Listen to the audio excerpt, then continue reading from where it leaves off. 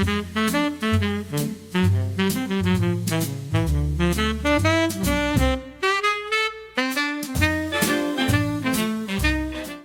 so welcome to the second show of Ride Around Arcadia and Let's Talk Business. Last week, I had the honor of Tucker Blaylock, co-founder of the Brokery. And today, I have the honor of Oleg Bortman, also the co-founder of the Brokery, and also who owns 1,000 suits. So actually, can you just give me a second, Oleg? I don't feel underdressed. Okay, so let's get going. So you first started your business with a company called The Suits. How did that name come about, and how did it manifest itself to the Brokery today? It's a great question. So when Tucker and I did our first cross sale, we were out showing homes, and we would find agents showing $2-3 million homes in shorts and t-shirts. Oh, like me. Yeah, it could have been in the summertime. They were just casual. And what we realized is we needed to elevate the level of professionalism in the business. Nice. Tucker being 10 years younger than me and a Marine, he was used to some structure. I grew up on the East Coast. Right. I worked in pharma, so I wore a suit every day. Right. So we're sitting around the table trying to figure out what would be a cool name that would differentiate ourselves in the market. And I always wore a suit.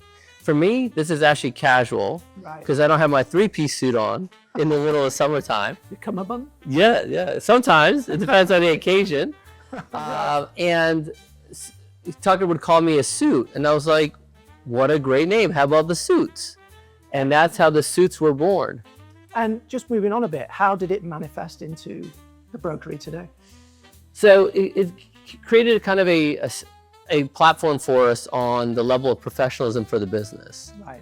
You built a beautifully designed building in Arcadia. Did you feel that that was going to put you on the map? As you guys know, our trademark is relentlessly local. Absolutely, yeah. So we use a local architect, Studio Ma, and we use a local builder.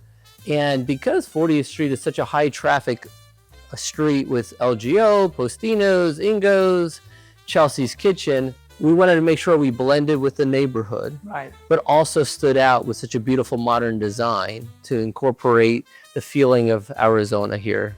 And actually, I agree with you. As being a builder developer for so long, this was one of the reasons why I decided to come to the Brokery, because I was just so impressed with the building. If we knew that we should have built it earlier, you would have been joining us a while back. Yeah, that's funny. So I think it's pretty well known that you and Tucker are pretty different. How do you find that has helped your business in Arcadia? You know, it's like in any relationships, you need strengths and weaknesses. So Tucker last week was in shorts and a t-shirt, and a week later I was in a suit. But our strengths and weaknesses is what makes us so unique as a business model. His strengths are my weaknesses, and my weaknesses are his strengths. So I'm more the outgoing. I love talking to people. I love coaching and training and elevating people. Tucker is brilliant at marketing and branding. Right. And then we have a lot in common as well. Our work ethic, our wantingness or willingness to give back to the neighborhood. We're all about the community. We love to do community events. So our core is very similar, is what makes this partnership so amazing. Yeah, and I have to say that I've had a few partners over the years in a couple of different businesses, and I agree with you. I would just add to it a little bit. Sure, please. Just saying that the most important thing of a partnership is you really have to be flexible to each other. Agreed. So you love sales, don't you? I do love sales. You love sales. Where did that come from? And what age did it start at? Well, it depends on who you ask. If you ask my mom, she'd probably tell you I started selling her all kinds of ideas at the age of 5 or 6. Which probably is true. We came over as immigrants from the Soviet Union at the time.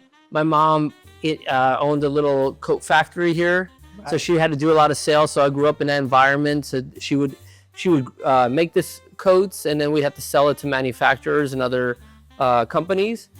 And then out of college, I got a job doing pharmaceutical sales. So before even getting into the real estate out here, I had about 15 years of experience in sales. And I love people. Right.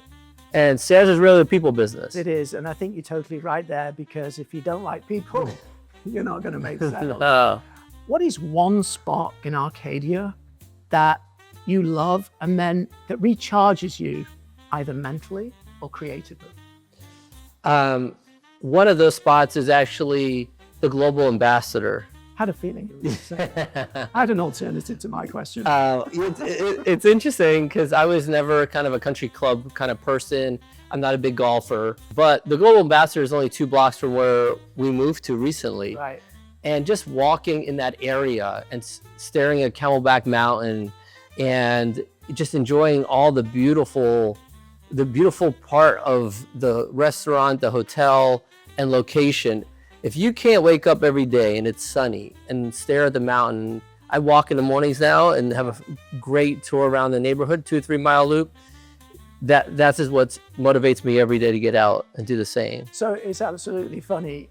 I have exactly the same answer as you. That really doesn't surprise me, does it? No, look, you even put on a blazer to try to, make you feel better. Of course. But it made me feel better more than anything.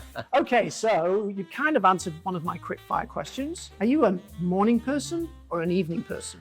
Now I'm a morning person. I think as I get older, I become more of a morning person. Right. Having the kids at night, they wear me out. By 9:30, I'm usually in bed, and usually by 4:35, I'm like Kramer from Seinfeld. I have my own alarm system in my head that I'm like, oh, I don't even need the alarm. So I become a morning person as I've gotten older. Right. I think that happens. Okay, so LGO or Postino?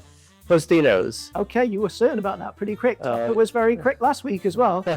Very class. Yeah. So, okay, call or text? Call every time. I knew you were going to say that. Well, you have to be a salesman. You're not going to text somebody else. That's just hiding behind your phone, right? For sure. So, okay, so now, one word that describes Arcadia. Memorable. Nice. I like that. Tucker has a pretty good answer too.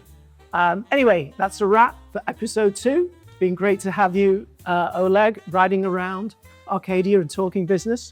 So if you're watching, please go ahead and subscribe. We have great local guests each week that make Arcadia what it is.